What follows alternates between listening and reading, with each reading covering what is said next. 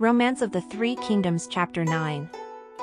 The result is that Lu Bu, urged on by Wang Yun, kills Dong Zhuo. The capital is captured by Li Ju and Guisi.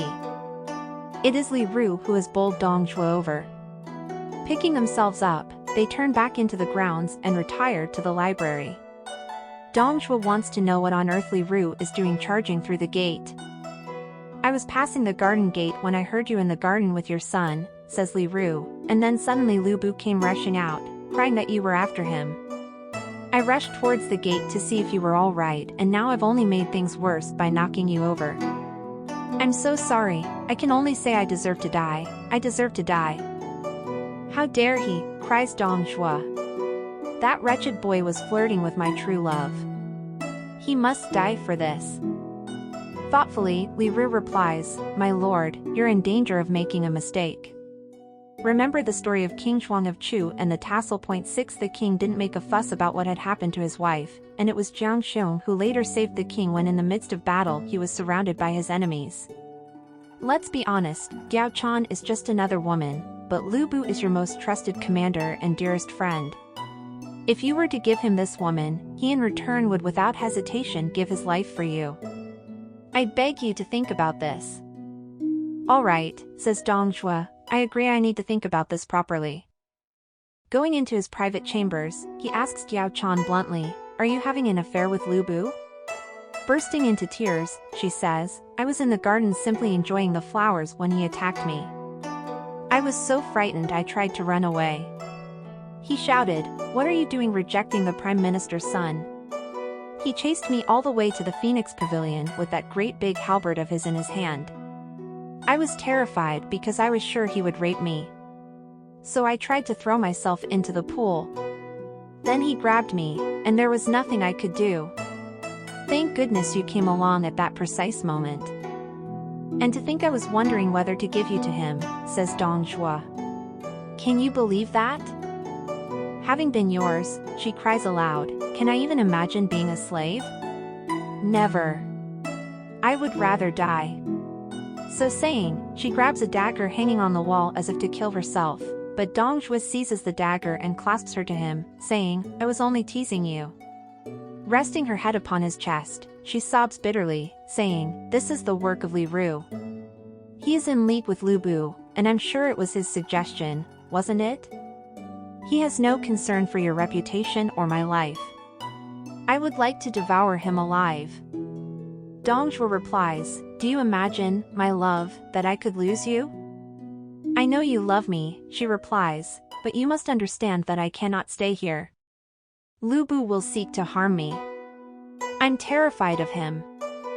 Dong Zhuo promises to take her away from the city the very next day to his new palace at Meiwu, where they can be happy together, free from any anxieties. So, she dries her eyes and expresses her immense gratitude. The very next day Li Ru comes to see Dong Zhuo, saying, "This is the day to send Giao Chan to Lu Bu, as it's an auspicious day according to the astrological calendar." "We're like father and son," says Dong Zhuo, "so I really have no need to do this. But you can reassure him that I will not mention this again. Go and calm him down." "Has that woman got you under her spell?" demands Li Ru, at which Dong Zhuo reddens and replies sternly, "Tell me. Would you want to give your wife to someone else? Do not mention this again. It would be to your distinct advantage to remember that." At this Li Ru departs, but when he is out of sight he raises his eyes to heaven and says, "We are all doomed. This girl will be the death of us all." A poet has written about this. Simply bring in a woman and strategies will succeed. There's no need for soldiers or weapons.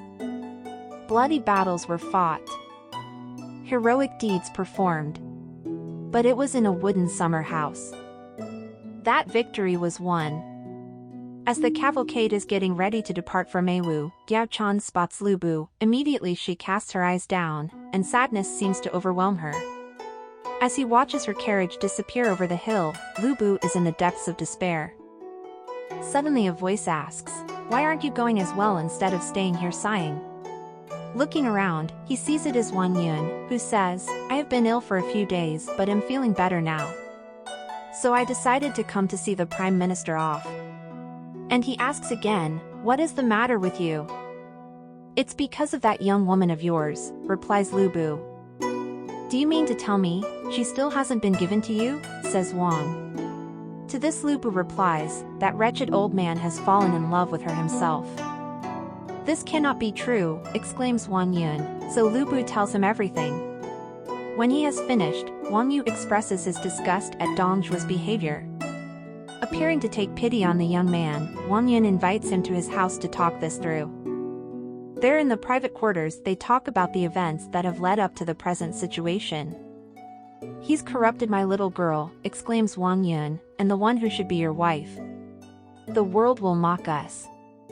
People will see us as shameful, and will be held up to ridicule. People won't mock him, oh no, not the mighty Dong Zhuo. No, they will mock you and me. Ah me. I'm old and useless, but you are a famous warrior. The greatest in the land. And yet you have to put up with such awful treatment."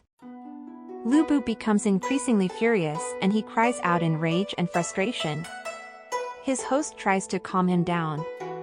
But Lu Bu bursts out, "I'll kill the wretch, I swear before heaven and earth. There is no other way to be rid of my shame." Wang Yun again appears to try to calm him, saying, "This will only bring disaster on both of us." But Lu Bu counters, saying, "How can it be possible that one as mighty and brave as myself can ever be content to remain under the dominion of such a vile person as Dong Zhuo?" To this Wang Yun comments that Dong Zhuo is not a worthy man to have such dominion over someone as great as Lu Bu. "I would kill the old bastard now," says Lu Bu, "even though we are related. But I fear the judgment of history." Wang Yun replies, "Your family name is Lu. His is Dong. And where's his paternal care for you when he threw that halberd at you?" Seeing that this has disturbed Lu Bu, Wang Yun continues. "If you were to be responsible for the restoration of the Han dynasty, why, you would be famous and your name would be praised for 100 generations. But if you continue to support the traitor Dong Zhuo, then your name will stink for 10,000 years. I've made up my mind," says Lu Bu, "have no fear." And he takes a dagger and cuts his arm, vowing by the blood that flows, "I will do what has to be done, have no fear." Wang Yun falls to his knees and gives thanks that the Han and their ancestors will not be abandoned and that Lu Bu will be their savior. "But," says Wang Yun, "this must remain our secret. When everything is ready I'll explain how this plot can unfold." So Lu Bu takes his leave. Wang then confers with two friends, and they finalize the plot. The emperor has been ill but has recovered. They decide to send a messenger to tell Dong Zhuo to come to the palace for a meeting. The plan is that Dong Zhuo will be murdered as soon as he enters the palace gate. The next task is to find someone willing to go to Meiwu and deliver the fake imperial decree ordering Dong Zhuo to come back. They decide this should be Li Su. It was Li Su who had fooled Lu Bu into killing his former benefactor and joining Dong Zhuo. Lu Bu is delighted by the opportunity this gives him to revenge his former master and the chance to humiliate Li Su.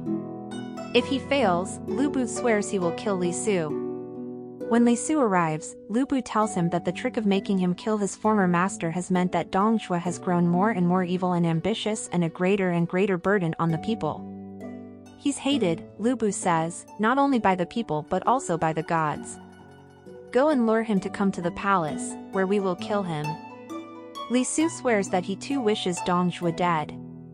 The very next day Li Su leaves for Meiwu with the fake imperial decree. When Li Su comes before Dong Zhuo he is asked what this decree is about.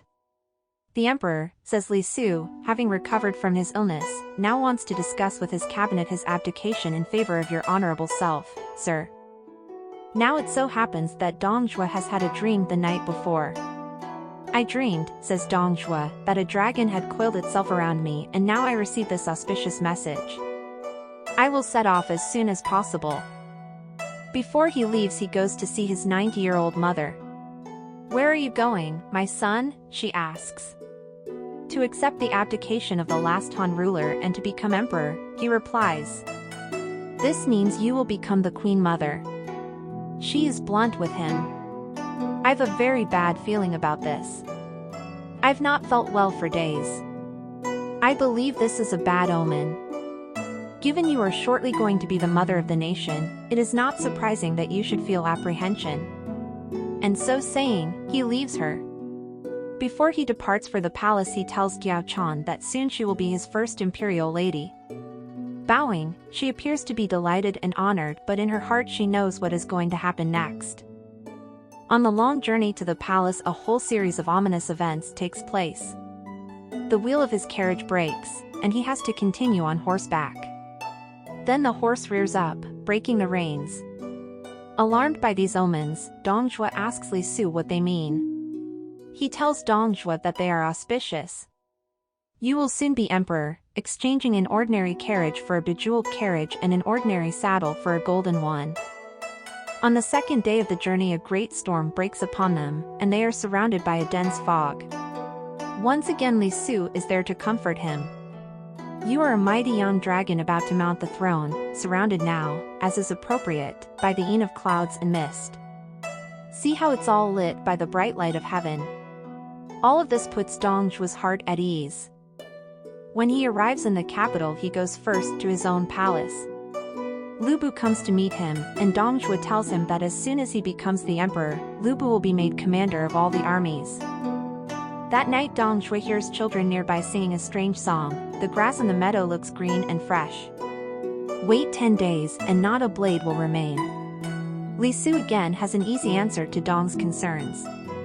This means the Han will disappear, and the Dongs will take their place. En route to the palace, a Taoist monk suddenly appears, wearing a black robe and a white turban. He carries a tall staff to which is attached a white banner, and at each end of the banner is drawn a mouth. Dong Zhuo is alarmed and asks Li Su what this means. Li Su replies that the monk is simply mad and has him driven away. Arriving at the entrance to the palace, Dong Zhuo finds all the officials in their finery waiting for him. Li Su, for ceremonial reasons, draws his sword and walks beside Dong Zhuo's sedan chair, as if protecting him. Standing at the entrance to the reception hall is Wang Yun with a group of supporters, and Dong Zhuo notices to his surprise and alarm that they are all armed. "What is the meaning of all this?" he asks, but no answer comes back from Li Su, and the sedan chair moves further in. Suddenly Wang Yun shouts, "The traitor has arrived! Where are the executioners?" From the wings leap armed men, who fall upon Dong Zhuo. He has forgotten to put on his breastplate, and as the blows bring him to his knees, he cries out, "Where is my son?" Lu Bu appears beside him and shouts, "Here I am with a decree to kill the traitor." And so saying, he strikes his father with a halberd, sinking it deep into Dong Zhuo's throat. Then, hacking off Dong Zhuo's head, Li Su triumphantly holds it high. Lu Bu draws from inside his jacket the decree, saying, "This ordered Dong Zhuo's death. No one else is to suffer." Greatly relieved, the entire group of officials and sycophants who have surrounded Dong Zhuo enthusiastically shout, "Long live the emperor!" The murder of Dong Zhuo unleashes pent-up fury, and soon Li Ru too is executed. Dong Zhuo's head is put on display in the marketplace. Here passers-by throw stones at his head and stamp on his grossly fat body with their feet. Led by Lu Bu, an armed group sets off for Meiwu. When they arrive there, Lu Bu rescues Qiao and then slaughters every member of Dong's family, not even sparing his old mother. Hidden away in Meiwu, the soldiers find many young women from noble families who have been held as captives. These they free. The vast collection of stolen treasures is seized. On their return, Wang Yun lays on a great celebration feast, but all is far from well. The power seems to go to Wang Yun's head. When news comes that someone has been heard mourning over the corpse of Dong Zhuo, he is hunted down. It is found to be a very senior official, Kai Yong, who is writing the official history of the dynasty. When asked why he dares mourn such a traitor to the Han, he replies robustly, "Once Dong Zhuo treated me kindly, so it was only right that I mourn him." Deeply alarmed by his arrest, he pleads, "As the recorder of the Han history, I am, of course, concerned deeply for the well-being of the Han, but kindness cannot just be ignored. I beg you, brand me, or cut off my feet, but let me live to continue writing the history." But Wang Yun fears that, just as Sima Qian wrote false stories about the Han, so this man might do the same. So, despite many pleas for clemency, Wang Yun orders his murder. The land is now in uproar. Rebellions break out everywhere. Former generals under Dong Zhuo, fearing for their lives, seek forgiveness from Wang Yun. But he rejects their pleas, and in so doing he turns them into enemies. The generals, led by Li Ju and Guisi, advance towards the capital, and Lu Bu rides out with Li Su to confront them. Li Su is sent ahead to hold the rebels back, but he fails abysmally. Furious at this failure, Lu Bu has Li Su executed and his head impaled above the entrance to the camp. But this does nothing to improve the situation. Lu Bu's impetuous nature is exploited by Li Ju and Guisi, who attack and then withdraw, then attack again until Lu Bu is exhausted. He is still deep in the countryside, trying to chase the rebels, when word is brought to him that the capital itself is now under attack. He immediately turns his army around and heads as fast as possible to the capital. He cannot get through. The city is surrounded and besieged by the rebels. At the same time, an uprising takes place, led by Dong Zhuo's surviving supporters inside the city itself. Lu Bu dispatches messengers, pleading with Wang Yun to escape and join him. Wang Yun replies that he hopes to restore peace in the city, but if he fails then his body would be his final sacrifice. He recommends that Lu Bu go east to join Yuan Shu and his troops, who also wish to restore the Han. Then the insurgents inside open the city gates to the rebel army, who pour in. And so Lu Bu, left outside, has to flee, leaving his family to their mercy. The rebels under their commanders Li Ju and Guisi are given free license to loot and destroy, and many of the officials and ministers are murdered.